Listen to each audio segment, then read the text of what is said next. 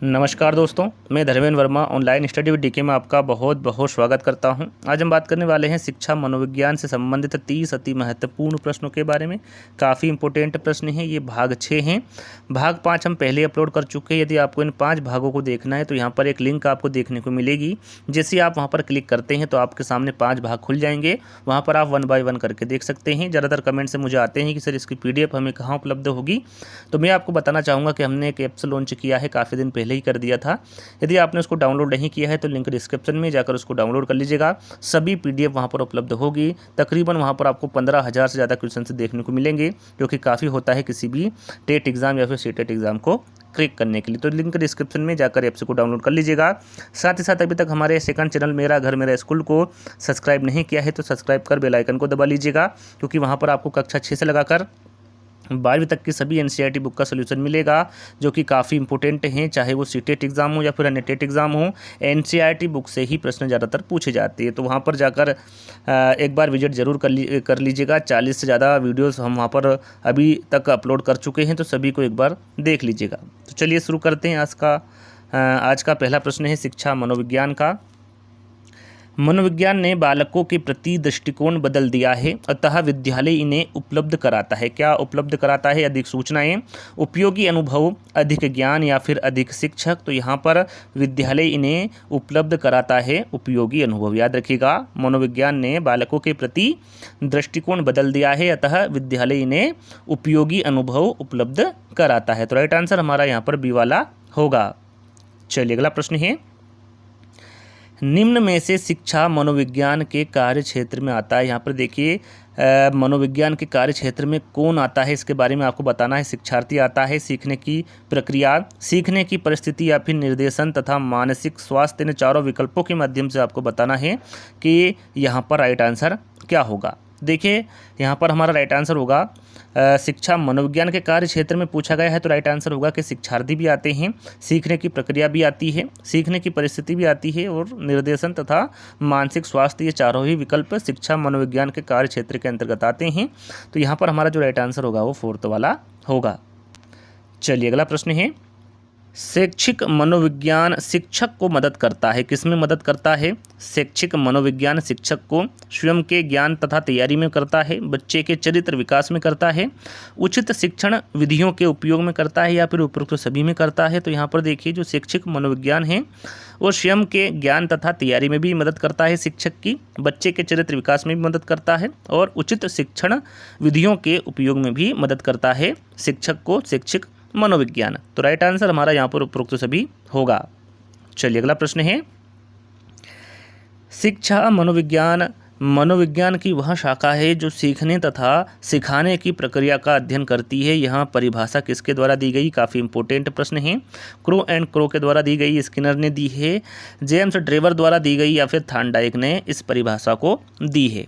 तो यहाँ पर हमारा राइट आंसर होगा शिक्षा मनोविज्ञान मनोविज्ञान की वह शाखा है जो सीखने तथा सिखाने की प्रक्रिया का अध्ययन करती है। यह परिभाषा स्किनर द्वारा दी गई है। काफ़ी इंपॉर्टेंट है, याद रखिएगा, यह परिभाषा स्किनर के द्वारा दी गई है। चलिए अगला प्रश्न है हमारा, मनोविज्ञान के किस संप्रदाय ने वस्तुनिष्ठ व तथ्यों पर आधारित अध्ययन करने की बात कही है? काफ़ी इंपॉर्टेंट प्रश्न है। कौन सा मनोविज्ञान है, कौन सा मनोविज्ञान है या फिर संप्रदाय है जिन्होंने वस्तुनिष्ठ व तथ्यों पर आधारित अध्ययन करने की बात कही है? मनोविश्लेषणवाद है, संज्ञानवाद है, व्यवहारवाद है या फिर संरचनावाद है? काफ़ी इंपॉर्टेंट है, तो याद रखिएगा ये संज्ञानवाद है। मनोविज्ञान के संज्ञानवाद संप्रदाय ने वस्तुनिष्ठ तथा तथ्यों पर आधारित अध्ययन करने की बात कही है। तो यहाँ पर सेकंड वाला विकल्प हमारा सही रहेगा। चलिए अगला प्रश्न है, मनोविज्ञान का कौन सा संप्रदाय मनोविज्ञान की विशुद्ध विज्ञान के रूप में स्थापित करने पर बल दिया है? देखिए, यहाँ पर प्रश्न पूछा गया था कि कौन से संप्रदाय ने वस्तुनिष्ठ व तथ्यों पर आधारित अध्ययन करने की बात कही है, तो वो संज्ञानवाद ने की है। और यहाँ पर प्रश्न पूछा गया है कि कौन से संप्रदाय ने मनोविज्ञान की विशुद्ध विज्ञान के रूप में स्थापित करने पर बल दिया है? संज्ञानवाद, व्यवहारवाद, गेस्टाल्टवाद या फिर निर्मितवाद? तो यहाँ पर हमारा राइट आंसर होगा व्यवहारवाद। याद रखिएगा, व्यवहारवाद संप्रदाय ने मनोविज्ञान की विशुद्ध विज्ञान के रूप में स्थापित करने पर बल दिया है। तो राइट आंसर हमारा यहाँ पर बी वाला होगा। चलिए अगला प्रश्न है, प्रशिक्षणार्थियों हेतु शिक्षा मनोविज्ञान का आधारभूत कार्य। देखिए यहाँ पर आपको आधारभूत कार्य बताना है। शिक्षा मनोविज्ञान का प्रशिक्षणार्थी हेतु कक्षा शिक्षण की युक्ति सिखाना, शिक्षण के विभिन्न पक्षों के प्रति अंतर्दृष्टि पैदा करना, छात्रों की समस्याओं, व्यवहार एवं आवश्यकताओं के प्रति अंतर्दृष्टि विकसित करना, या फिर शिक्षण प्रक्रिया के मूल्यांकन के लिए अनुसंधान डिजाइन तैयार करना। तो यहाँ पर शिक्षा मनोविज्ञान का आधारभूत कार्य पूछा गया है प्रशिक्षणार्थी हेतु। तो राइट आंसर होगा छात्रों की समस्याओं, व्यवहार एवं आवश्यकताओं के प्रति अंतर्दृष्टि विकसित करना शिक्षा मनोविज्ञान का आधारभूत कार्य है प्रशिक्षणार्थी हेतु। तो यहाँ पर राइट आंसर हमारा तीसरा वाला होगा। चलिए अगला प्रश्न है, निम्नलिखित में से कौन सा शैक्षिक मनोविज्ञान का क्षेत्र नहीं है? प्रश्न को ध्यान से पढ़ना है। चारों विकल्पों में से कौन सा शैक्षिक मनोविज्ञान का क्षेत्र नहीं है? व्यक्तिगत समानताएं, मूल्यांकन, पाठ्यक्रम का निर्माण या फिर अधिगम। तो यहाँ पर हमारा राइट आंसर होगा व्यक्तिगत समानताएं। व्यक्तिगत समानताएं शैक्षिक मनोविज्ञान का क्षेत्र नहीं होता है। मूल्यांकन, अधिगम और पाठ्यक्रम का निर्माण ये तीनों ही शैक्षिक मनोविज्ञान के क्षेत्र होते हैं। तो राइट आंसर हमारा यहाँ पर पहला वाला होगा। चलिए अगला प्रश्न है, किसी शिक्षक से संबंधित निम्नलिखित में से कौन सा कथन सही नहीं है? प्रश्न को ध्यान से पढ़ना है। यहाँ पर शिक्षक से संबंधित प्रश्न पूछा गया है कि इन चारों विकल्पों में से कौन सा कथन सही नहीं होगा। शिक्षक को अपने विद्यार्थियों के प्रकृति की समझ होनी चाहिए, बिल्कुल सही है। मनोविज्ञान शिक्षक को अपने विद्यार्थियों की प्रकृति को समझने में मदद करता है। शिक्षक को बच्चों की रुचियों से कोई सरोकार नहीं होना चाहिए, या फिर मनोविज्ञान शिक्षक को तथ्यों और सिद्धांतों का एक भंडार उपलब्ध कराता है। तो यहाँ पर कौन सा कथन सही नहीं है शिक्षक के बारे में यहाँ पूछा गया है? तो राइट आंसर होगा कि शिक्षक को बच्चों के रुचियों से कोई सरोकार नहीं होना चाहिए। यहाँ कथन गलत है शिक्षक से संबंधित, क्योंकि जब तक उनकी रुचियों का पता नहीं चलेगा शिक्षक को, तब तक वो सही तरीके से नहीं पढ़ा पाएगा। तो राइट आंसर हमारा कौन सा होगा? यहाँ पर सी वाला होगा। चलिए अगला प्रश्न है, मनोविज्ञान की प्रयोगशाला किस मनोवैज्ञानिक ने स्थापित की थी? काफ़ी इंपॉर्टेंट है। मनोविज्ञान की प्रयोगशाला इन चारों विकल्पों में से किस मनोवैज्ञानिक ने स्थापित की थी? यहाँ पर आपको बताना है। एक्सीवरल ने की थी, स्पीयरमैन ने की थी, हॉल्स ने की थी, या फिर उंट ने की थी? तो यहाँ पर हमारा राइट आंसर होगा उंट। याद रखिएगा, मनोविज्ञान की प्रयोगशाला उंट मनोवैज्ञानिक ने स्थापित की थी। तो यहाँ पर राइट आंसर हमारा फोर्थ वाला होगा। चलिए अगला प्रश्न है, 1882 ईस्वी में किस मनोवैज्ञानिक द्वारा लंदन में मानवीय विशेषताओं का अध्ययन करने के लिए प्रयोगशाला का निर्माण किया गया? केटल मनोवैज्ञानिक द्वारा, गाल्टन, अल्फ्रेड बीने या फिर वुडवर्थ? काफ़ी इंपॉर्टेंट प्रश्न है। तो राइट आंसर होगा 1882 ईस्वी में अल्फ्रेड बीने मनोवैज्ञानिक द्वारा लंदन में मानवीय विशेषताओं का अध्ययन करने के लिए प्रयोगशाला का निर्माण किया गया था। तो राइट आंसर हमारा यहाँ पर तीसरा वाला होगा। चलिए अगला प्रश्न है, मनोवैज्ञानिक वाइगोत्स्की कहाँ के थे? इंपोर्टेंट हैं जो वाइगोत्स्की हैं ये कहाँ के थे? जापान के, रूस के, फ्रांस के या फिर चीन के? काफ़ी इंपॉर्टेंट हैं, इस प्रकार का प्रश्न एग्जाम में पूछा गया है। तो राइट आंसर होगा जो मनोवैज्ञानिक वाइगोत्स्की हैं ये रूस के मनोवैज्ञानिक थे। कहाँ के थे? ये रूस के थे। चलिए अगला प्रश्न है, किस अभिक्षमता को AST के नाम से जाना जाता है? यहाँ पर इन चारों विकल्पों के माध्यम से बताना है कि किस अभिक्षमता को AST के नाम से जाना जाता है। तो यहाँ पर हमारा राइट आंसर होगा अभिक्षमता सर्वेक्षण परीक्षण को AST के नाम से जाना जाता है। काफ़ी इंपॉर्टेंट है। तो यहाँ पर राइट आंसर हमारा तीसरा वाला होगा।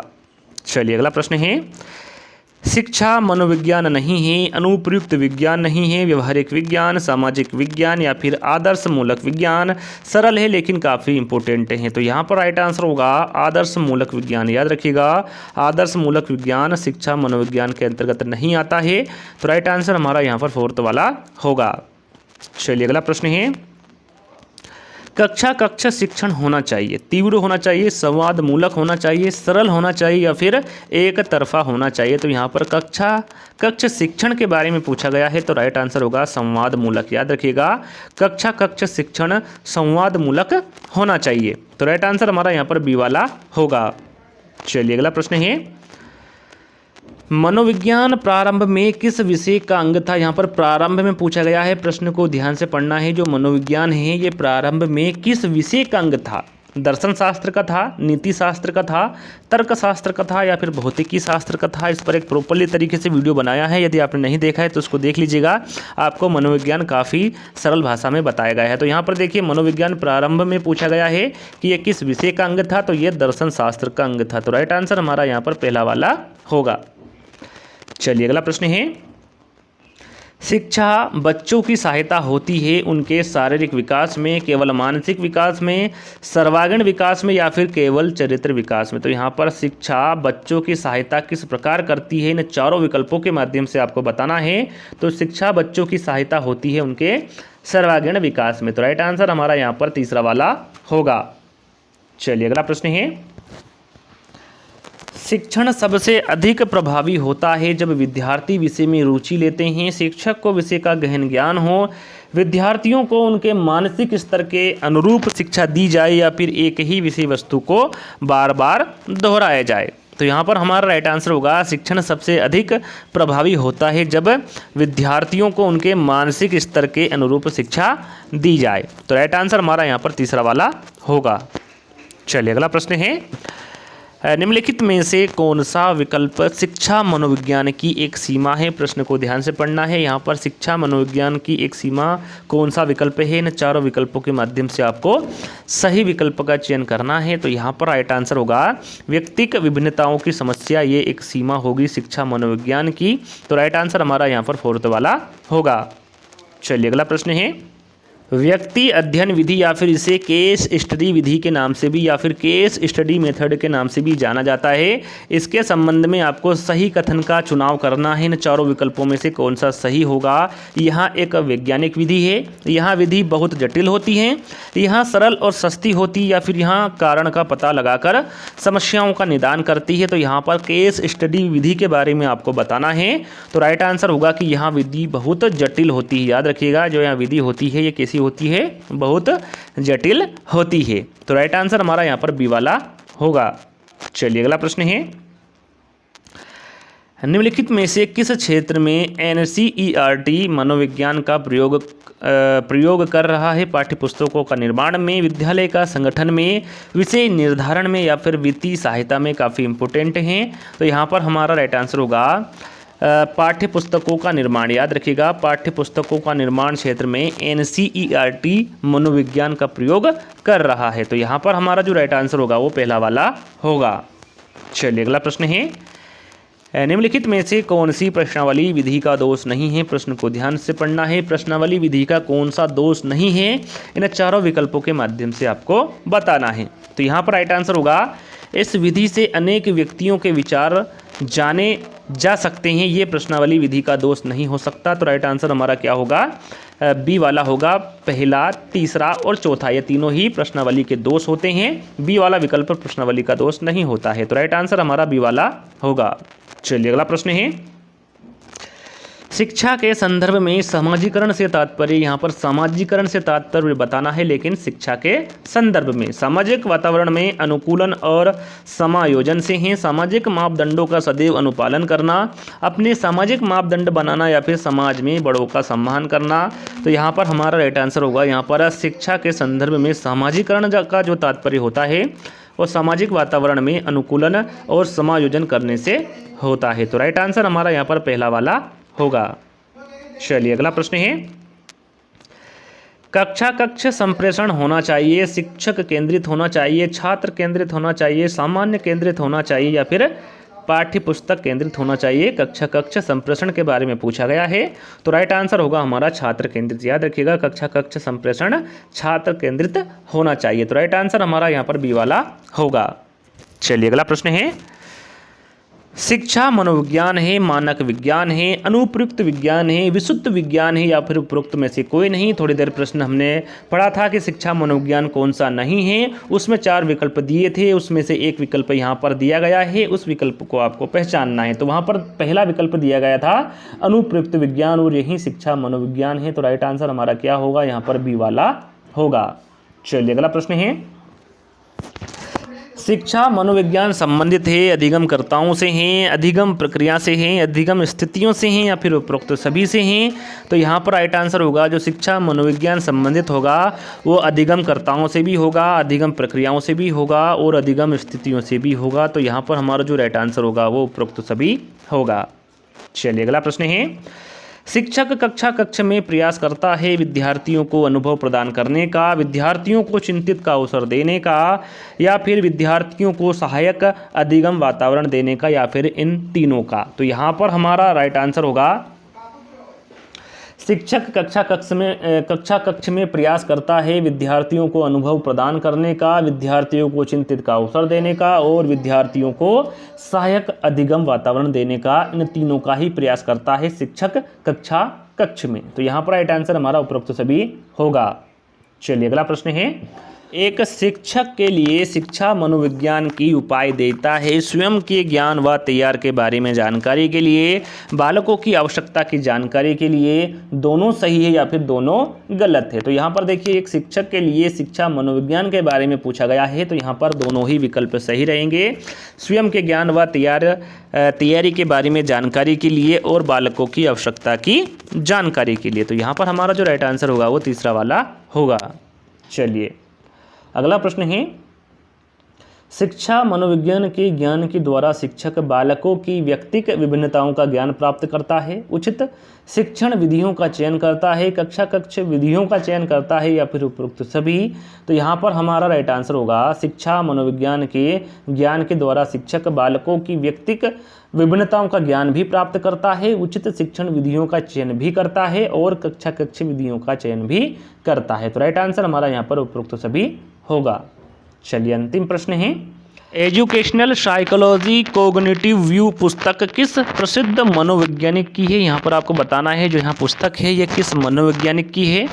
स्किनर की है, डेविड की है, पावलाव की है या फिर कोहलर की है। काफ़ी इंपॉर्टेंट पुस्तक है। तो यहाँ पर राइट आंसर होगा जो एजुकेशनल साइकोलॉजी कोग्निटिव व्यू पुस्तक है ये डेविड की पुस्तक है। किसकी है? डेविड अशोबेल की पुस्तक है। तो राइट आंसर हमारा यहाँ पर बी वाला होगा। तो यहीं पर हमारे जो आज के 30 प्रश्न थे शिक्षा मनोविज्ञान के वो यहीं पर हमारे समाप्त होते हैं। आज का वीडियो आपको कैसा लगा आपको कमेंट्स के माध्यम से बताना है। यदि अच्छा लगे तो लाइक करना है, शेयर करना है अपने दोस्तों के साथ में और चैनल को सब्सक्राइब करना है। और अभी तक हमारे सेकंड चैनल को सब्सक्राइब नहीं किया तो सब्सक्राइब कर लीजिएगा, लिंक आपको डिस्क्रिप्शन में मिल जाएगी। तो जल्दी ही दोस्तों एक नई वीडियो के साथ मिलेंगे। जब तक के लिए धन्यवाद। जय हिंद।